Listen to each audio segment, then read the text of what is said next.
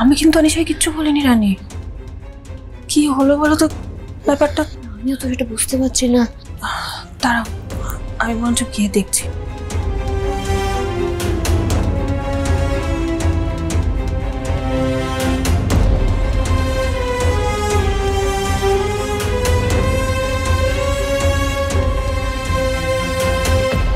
তুই আগে আমার কথার উত্তর দে। হ্যাঁ, চুপ করে আছিস কেন? বল। হয়েছে জয়? এই তো, আর কতদিন করবে এগুলো? এবার তো অন্তত বন্ধ করো। রানী যতদিন বেঁচে ছিল ওকে এক মুহূর্তের জন্য শান্তি দাও। প্রতিনিয়ত রানীর বিরুদ্ধে একটার পর একটা চক্রান্ত করে গেছো। অনিশাকে আমাদের হাঁড়ির খবর দিয়ে একটার পর একটা অশান্তি বাঁধিয়ে গেছো দুজন মিলে।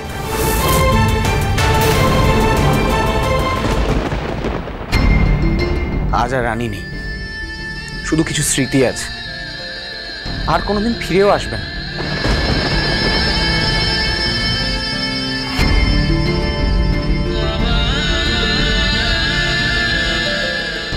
তবুও তোমাদের স্পাইং করা বন্ধ হচ্ছে না।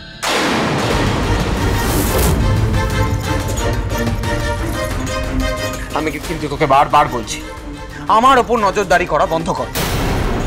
বেশি বাড়াবাড়ি করলে কিন্তু আমি এই মুহূর্তে বিয়েটা ভেঙে দেবো।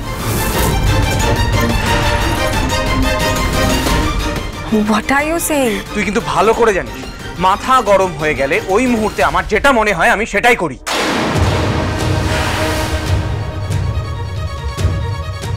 সুতরাং যদি সত্যি আমাকে বিয়ে করতে চাস তাহলে কিন্তু আমাকে সত্যি কথা বলতে হবে।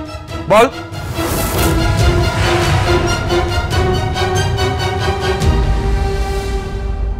কি যে ফ্যাসাদে পড়লাম, কি বলি এবার?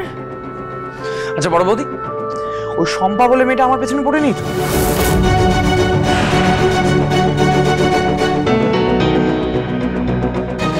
না মানে এমনি এমনি তো পড়ে থাকবে না, নিশ্চয়ই ওকে পয়সা করে দিয়ে হাত করা হয়েছে।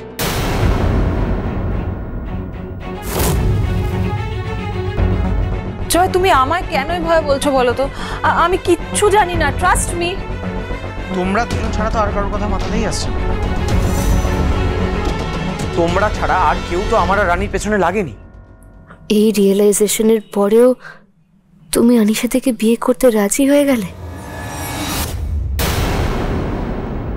আজকাল দেখছি শম্পা মাঝে মাঝে আমার ঘরে ঢুকে আসছে, হয়তো কৌতূহল দেখাচ্ছে, বিরক্ত করছে। কি ব্যাপারটা কি শুনি?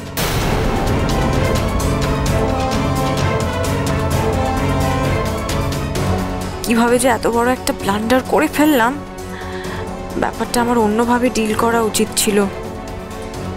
কিভাবে সবটা জেনেছি সেটা কি করে বলবো, কারণ নামে তো দোষও দিতে পারবো না।